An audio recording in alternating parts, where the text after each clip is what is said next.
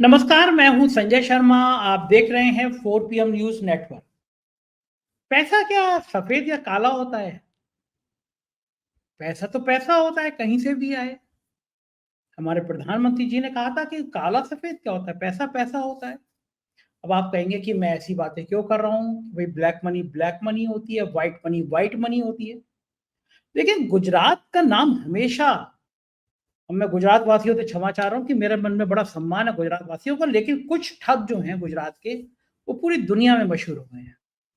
एक ठग थे, वो कश्मीर पहुँच गए। बाकायदा दिखाया कि प्रधानमंत्री कार्यालय के वो बड़े दूत हैं और निरी सिक्योरिटी के संग वो घूमते रहे। कश्मीर जैसे संवेदनशील इलाके में जहाँ जाएँ, 50-100 लोग उनके वीआईपी की तरह से सिक्योरिटी आगे-पीछे, और वो हर संवेदनशील जगह पे घूम रहे हैं और पूरी सिक्योरिटी उनके आगे-पीछे कि ये तो प्रधानमंत्री कार्यालय के बड़े अफ़सर हैं। पता चला कि वो ठग थे, गुजरात में थे। तो गुजरात का नाम बड़ी-बड़ी जगह पे आया। लेकिन एक खबर जो है जिसकी पूरी दुनिया में चर्चा हो गई, उस खबर पे आज मैं ख़ास तौर से बात करना चाहूँगा। 10 गुमनाम दलों को 4,300 करोड़ का चंदा मिला है गुजरात। खर्च 39 लाख रुपए, बताया 3,500 का।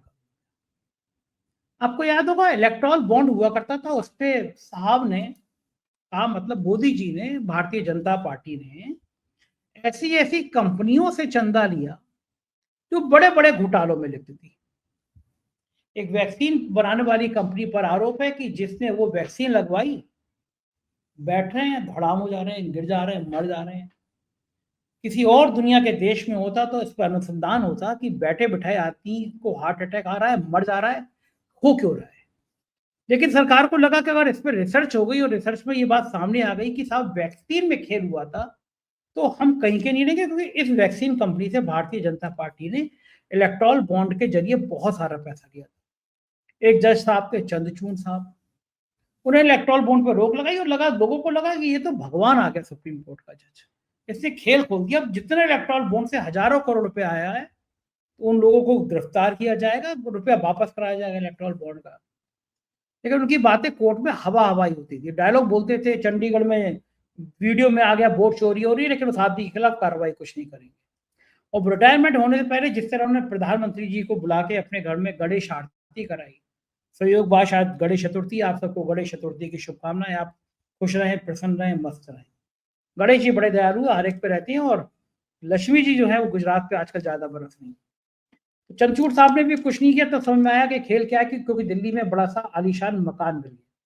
ये जो मैं खबर आपको बता रहा हूँ, उस खबर में है कि गुजरात में पंजीकृत 10 गुमनाम में से राजनीतिक दलों को अप्रत्याशित रूप से चंदा मिला है। इन दलों को 2019 से 20 से 2023-24 के 5 सालों में दानदाताओं ने 4,300 करोड़ रुपया, सुन के चक्कर आ जाता है, 1 करोड़ रुपए तो आदमी देख ले पागल हो जाए। इन लोगों को 4,300 करोड़ रुपए का चंदा मिला। इस दौरान गुजरात में 3 चुनाव, 2019-24 के 2 लोकसभा चुनाव और 2022 का विधानसभा में इन दलों ने महज 43 प्रत्याशी उतारे और उन्हें कुल 54,000 वोट मिले। यानी जिन दलों को 4,300 करोड़ का चंदा मिला, उन्हें केवल 54,000 वोट मिले, सब मिला के 43 प्रत्याशियों को। इन दलों और इनके प्रत्याशियों की रिपोर्ट से खुलासा हुआ है। इन्होंने बताया कि हमारा खर्च महज 39 लाख रुपए हुआ। ऑडिट में इन्होंने 3,500 करोड़ रुपए खर्च जमाए, और जो पार्टियां हैं उसका नाम है लोकशाही सत्ता पार्टी। लोकशाही, इससे बढ़िया लोकशाह का क्या हो सकता है? भारतीय नेशनल जनता दल, स्वतंत्र अभिव्यक्ति, हमारी अभिव्यक्ति को तो मोदी जी ने खत्म कर दिया, और स्वतंत्र अभिव्यक्ति पार्टी को भयंकर भयंकर दान मिल रहा है, 608 लाख। सत्यवादी रक्षक पार्टी, गुजरात की सत्यवादी रक्षक पार्टी सैकड़ों करोड़ का दान ले रही है।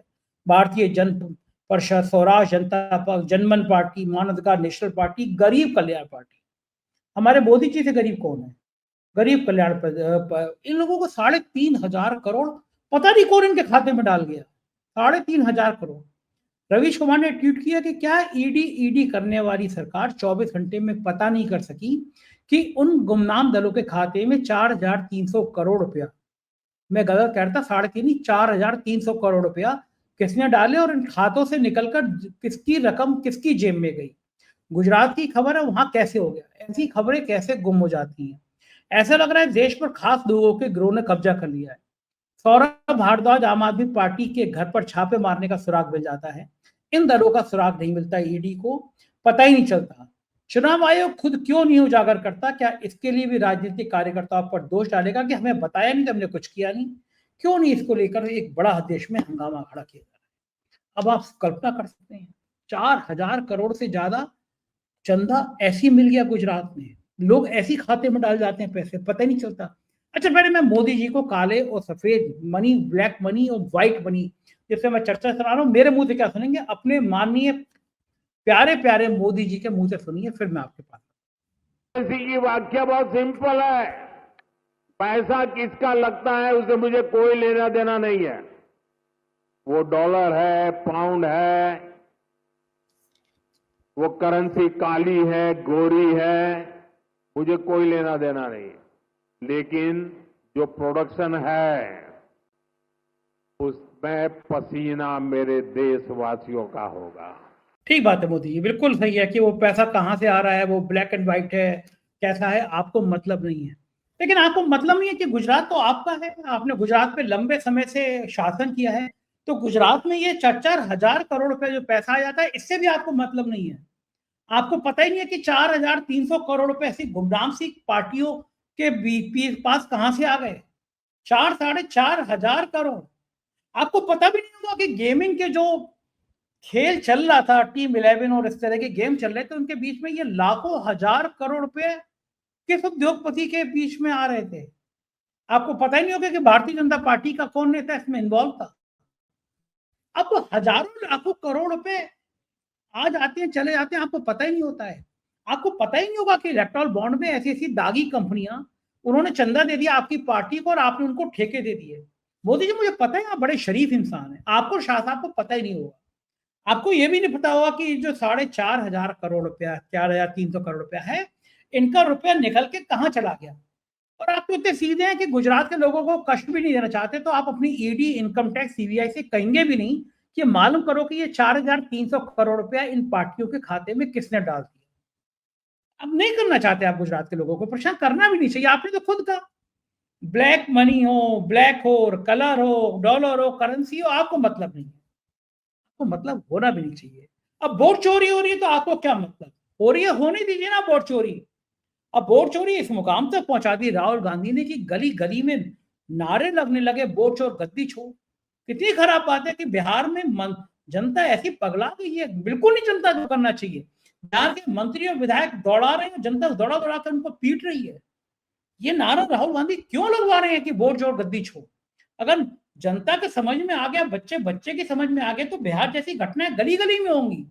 जहां मंत्री को देखेंगे, जहां विधायक को देखेंगे, जनता जूता लेके दौड़ा लेगी। ये लोकतंत्र के लिए ठीक नहीं है। और उसके बाद गुजरात में वोट चोरी का खेल राहुल गांधी कैसे खोल लें, जरा सुनिए। मॉडल पता नहीं क्या हो गया आजकल, ऐसी बातें आर्थिक गुजरात मॉडल आर्थिक मॉडल नहीं है। गुजरात मॉडल वोट चोरी करने का मॉडल है। और इस मॉडल को ये 2014 में नेशनल लेवल पे लाए। आप देखिए, मध्य प्रदेश का चुनाव चोरी किया, हरियाणा का किया, महाराष्ट्र का किया। हम कुछ बोलते नहीं थे क्योंकि सबूत नहीं था, मगर महाराष्ट्र में सबूत मिल गया। इन्होंने कुछ ज्यादा कर दिया।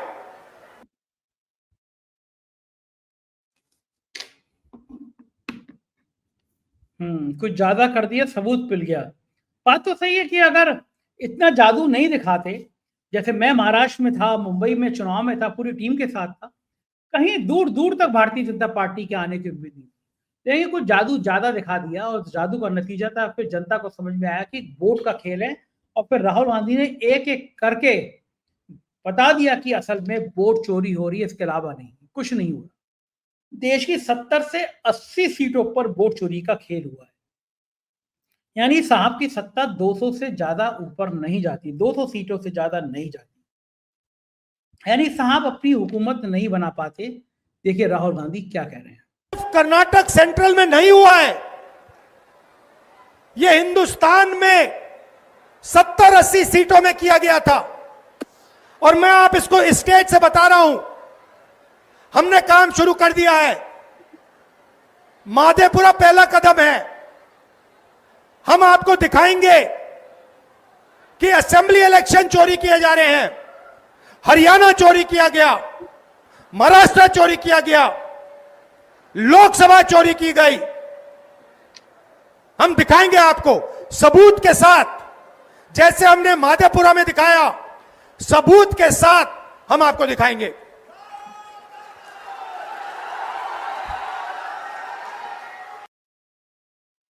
ये बड़ा समस्या कर रहे हैं राहुल गांधी, इस तरह की बातें कर करके क्रांति का एक बीज बो रहे हैं। लोगों के दिमाग में ये आ रहा है कि वास्तव में ये जो चुनाव जीत रहे हैं ये वोट चोरी करके जीत रहे हैं, लोकतंत्र में ये चुनाव नहीं जीत रहे। और मैं फिर कह रहा हूं कि जब इस तरह लोगों के दिमाग में आ जाता है, बच्चे बच्चे की जबान पे नारा चलने लगा कि वोट चोर गद्दी छोड़, तो ये मोदी जी आप जो कह रहे हो ब्लैक एंड व्हाइट मनी वनी ये सब पीछे रह जाता है। अगर जनता के दिमाग में आ गया कि उसके वोट चोरी हो रहा है तो जनता सड़क पे आती है। बताओ, जिंदा लोगों को मार दे रहे हैं वोट में, मरे हुए को जिंदा कर दे रहे हैं। सुनिए राहुल गांधी क्या कह रहे हैं इस मामले में। हजारों लोग हमसे मिले, हजारों लोग मिले, कहते हैं भैया हमने तो वोट किया, 3-4 बार वोट किया, हमारे पास सारी की सारी आईडी है, हमारा वोट काट दिया। हजारों लोग से मैं मिला हूं यहां पे, जिंदा लोगों को मार दिया। और आप देखिए किसको मार रहे हैं, आप देखिए किसका वोट कट रहा है। मैं आपको बताता हूं, दलितों का वोट कट रहा है, पिछड़ों का वोट कट रहा है, ईबीसी का वोट कट रहा है, अल्पसंख्यकों का वोट कट रहा है। मतलब हिंदुस्तान के गरीब लोगों का वोट कट रहा है। अंबानी का नहीं कट रहा, अदानी का नहीं कट रहा, हिंदुस्तान के गरीब लोगों का वोट कट रहा है, क्योंकि वो नहीं चाहते कि आपकी आवाज सुनाई दे। वो नहीं चाहते कि आप अपनी जमीन की रक्षा कर पाओ। वो नहीं चाहते कि आप पेपर लीक के सामने खड़े हो पाओ। वो नहीं चाहते कि आपके बच्चों को रोजगार मिले, इसलिए इस पर आक्रमण कर रहे हैं। भाई, संविधान पर आक्रमण कर रहे हैं, राहुल गांधी का सीधा सीधा आरोप। और मैं ये कह रहा हूं, फिर कह रहा हूं कि भारत के लोकतंत्र की ये बड़ी खतरनाक तस्वीर है। अगर लोकतंत्र में इस तरह चुनाव को कब्जा कराया जाएगा, वोट चोरी कराए जाएंगे, तो निश्चित रूप से एक नई क्रांति को जन्म होगा। और अभी प्रधानमंत्री जी को समझ नहीं आ रहा कि उनके 75 साल पूरे होने से पहले पार्टी के अंदर बगावत की खबरें आने लगी हैं। शिवराज सिंह चौहान ने मोहन भागवत से बंद कमरे में क्या कहा, ये सबको अंदाजा लग गया। संजय जोशी का नाम बार बार क्यों आ रहा है, मोदी जी समझ गए हैं। सितंबर का महीना शुरू होने जा रहा है और सितंबर का महीना तबाही ला सकता है। एक के बाद एक ऐसी चीजें आ रही हैं जनता के बीच में जो साफ कर रही हैं कि मोदी जी ने असल में 11 साल में देश के साथ बहुत बड़ा धोखा किया है। राहुल गांधी मोदी जी को वोट चोरी करने को लेकर देके कह रहा हूं, ठीक है आरोप लगा रहे हैं। मैं आपको गारंटी देके कह रहा हूं, और अच्छी तरह सुनिए, नरेंद्र मोदी वोट चोरी करके चुनाव जीतता है। नरेंद्र मोदी वोट चोरी करके, वोट कटवा के, वोट बढ़ा के चुनाव जीतता है। और नरेंद्र मोदी और अमित शाह की मदद हिंदुस्तान का इलेक्शन कमीशन करता है।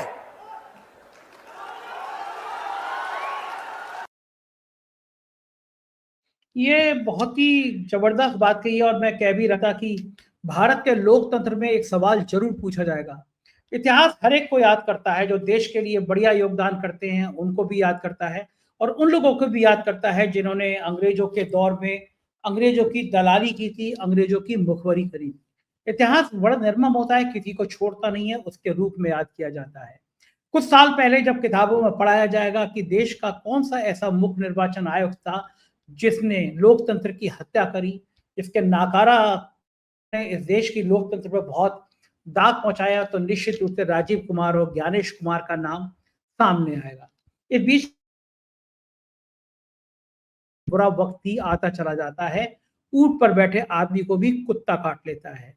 ट्रंप एक के बाद एक तरह जिस तरह से हमले कर रहे हैं, उसने मोदी की नींदें उड़ा दी हैं और बार बार कहा जा रहा है कि राहुल गांधी टीका हमला कर रहे हैं और पूछ रहे हैं कि ट्रंप ने सीज फायर की घोषणा की तो फिर तुम चुप क्यों रहे राहुल गांधी।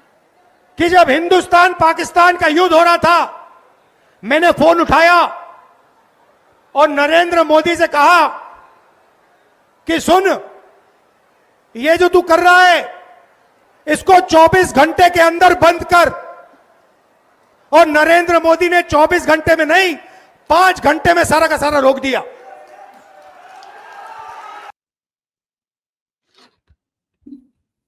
ये बहुत ही गंभीर आरोप है और मुझे लगता है कि भारत के लोकतंत्र में ये सब बातें समझने की बहुत जरूरत है। मैं चाहूंगा कि आप भी बताएं, अपना कमेंट करें और मुझे बताएं कि क्या इन बातों में कितना दम है, आप इस बारे में क्या सोचते हैं। चैनल को सब्सक्राइब करना और ज्वाइन करना ना भूलें। शुक्रिया, थैंक यू।